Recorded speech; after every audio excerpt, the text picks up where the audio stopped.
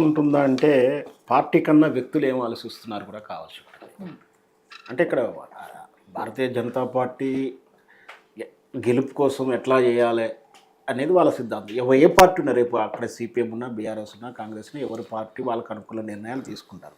71 ప్రకారం జరగాలి అంటే జనాభా లెక్కలు ఎందుకు చేస్తున్నారు మరిగా?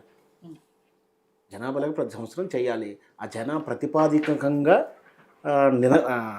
పునర్విభజన జరగాలనేది చట్టం చెప్తుంది. లేదు నేను 71తో ఉంటాను అంటే రేపు ఇంకో ఆయన 51తో ఉండమంటాడు. 1951 లెక్క ప్రకారం ఉందామంటారు. అది ఎట్లా రాజీ మార్గం? రాజీ అనేది న్యాయబద్ధంగా ఉండాలి. అట్లా లాజిక్ ఉండాలి కానీ ఇష్టం వచ్చినట్టుగా ఉండడానికి అవకాశం లేదు. ఖచ్చితంగా జనాభా ప్రతిపాదికంగా జరగాలని చట్టాలు చెప్తా ఉన్నాయి. దాని ప్రకారం వెళ్ళాల్సి ఉంటుంది. ఆటోమేటిక్ కూడా మరి జనాభా అట్లా పెరిగింది కాబట్టి మనం చేయాల్సింది ఏం లేదు. పర్సంటేజ్ మాత్రం ప్రకారం చూస్తే మాత్రం ఖచ్చితంగా జనాభా ప్రతిపాదికంగా ఉత్తరప్రదేశ్లో భయంకరమైనటువంటి జనాభా ఉంది అక్కడ. ఇప్పుడు నేను చూసిన క్యాలిక్యులేషన్ ప్రకారం చూస్తే ఉత్తరప్రదేశ్ 19 కోట్లకు ఒక నియోజకవర్గంలో 19 కోట్లు ఉన్నారు. ఇక్కడ యావరేజ్ లెక్క ప్రకారం చూస్తే గూగుల్లో 19 కోట్లని చూపిస్తుంది గూగుల్లో. కోట్లు అంటే చాలా అదే కదా, లక్షలు లేదు. అదే నాకు అది అర్థం కాలేదు. సో వాట్ యావరేజ్ సరాసరి మీరు తీసుకుంటే 19 కోట్లు చూపిస్తుందా?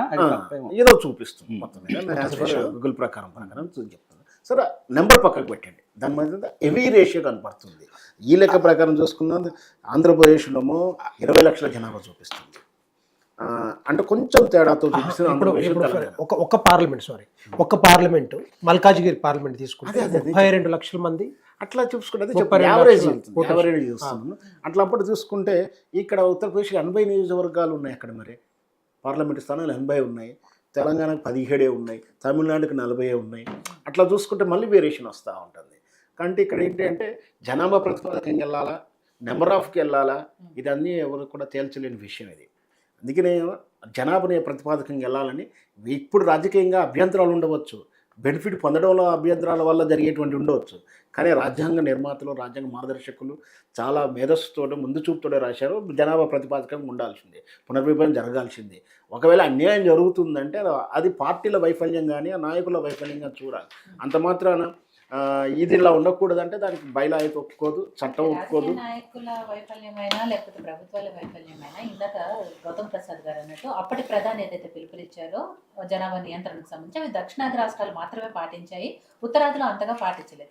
కాబట్టి ఇవాళ ఇప్పుడు మనకి నష్టం జరుగుతుంది. అంటే మనం పాటించినందుకు ఇవాళ ఈ శిక్ష అంటే మరి వాళ్ళు పాటించినందుకు వాళ్ళకి శిక్ష ఇచ్చాల్సిందే. వాళ్ళ బెనిఫిట్స్ కట్ చేయాలి, స్కీములు కట్ చేయాలి, అలాంటి శిక్ష ఉండాలి. కానీ సూత్రం అయితే జనాభా ప్రతిపాదకంగానే పునర్విభజన జరగాలని ఉంది కదా. అలా కాదు నేను పలానా కట్ ఆఫ్ డేట్ పెట్టుకుంటా అంటే కట్ ఆఫ్ డేట్ 71 ఎందుకు పెట్టాలి? 51 కానీ నాకు తెలిసి 52లో జరిగింది, 1962లో పునర్విభజన జరిగింది, తర్వాత 1972లో జరిగింది. 3 సార్లు జరిగినా కూడా ఒక 20, 28, 30 సీట్స్ పెరుగుకుంటూ వచ్చింది. మొదటి 1951లో 52లో 491 ఉంది. ఆ తర్వాత 522, 543 ఇట్లా పెరుగుకుంటూ వచ్చిందంటే ఒక 20-30 పెరిగింది. ఈసారి చాలా పెరిగే అవకాశాలు ఉన్నాయి. ఎందుకంటే బహుశా 2 టైమ్స్ 3 టైమ్స్ జనాభాని ఎక్కడ సరిగ్గా చేయలేదు. ఇప్పుడు కులాల ప్రతిపాదకం కూడా చేయాలనుకుంటున్నారు. సో అదంతా వేరే టాపిక్ అవుతుంది. మొత్తం మీద జనాభా ప్రతిపాదకనే చేయాలి. ఒకవేళ జనాభా దక్షిణ భారత్కి అన్యాయం జరిగితే దాని తగినటువంటి ప్రత్యామ్నాయ ప్యాకేజీలు కానీ ఏదైనా చేయడం కానీ జరగాల్సి ఉంటుంది. కానీ జనాభా ప్రతిపాదకం నుంచి కాకుండా అన్యాయం జరుగుతుండవచ్చు. నేను దక్షిణ భారతీయునే కావచ్చు, నేను నా రాష్ట్రానికి ఉండాలి. కానీ మనం యూనివర్సల్గా ఆలోచిస్తున్నప్పుడు దేశం అంతా ఒక యూనిట్గా ఆలోచించి బలమైనటువంటి దేశీయ విధానం ఉండాలి. కాబట్టి ఖచ్చితంగా అది అనేది ఖచ్చితంగా జనాభా ప్రతిపాదకనే ఉండాలి. పాలనా సౌలభ్యం కోసం చూశారు. అంటే ప్లేస్ ప్రకారం చూస్తలేడు. అంటే ఇంత విస్తీర్ణానికి ఒక నియోజకవర్గం ఉండాలని ఎక్కడా లేదు. పార్లమెంట్కి ఇంత నియోజకవర్గాలు ఉండాలి, రఫ్గా ఉంది. అంతేగాని ఏంటంటే లేనప్పుడు మరి దక్షిణాది రాష్ట్రాలకు తగ్గినప్పుడు వాళ్ళకి ఏ విధమైన విధానాలు ఇవ్వాలి, లేదా వాళ్ళకొక కేంద్ర మంత్రి పదవుల్లో వాళ్ళకు వాటా పెంచడము, దక్షిణ భారతదేశానికి మళ్ళీ ఇక్కడ ప్రత్యామ్నాయ మార్గం అక్కడ కేంద్రంలో ప్రధానమంత్రి వాళ్ళు ఉన్నప్పుడు దక్షిణ భారతదేశం నుంచి హోమ్ మినిస్టర్కి ఇవ్వడము, ఇట్లాంటి ఏదన్నా రాజ్య మార్గాలు చూసుకోవాలి. కానీ అట్లాంటి జనాభా ప్రతిపాదన చేయకుండా మాత్రం దాని శాస్త్రీయత ఉండదు. రేపు పొద్దున ఎవరైనా కోర్టుకి వెళ్ళినా కూడా మళ్ళీ విభజన ఆగిపోయే ప్రమాదం అయితే ఉంటుంది. ఇక్కడ దీనివల్ల డీలిమిటేషన్ వల్ల రాజకీయ ప్రాతినిధ్యం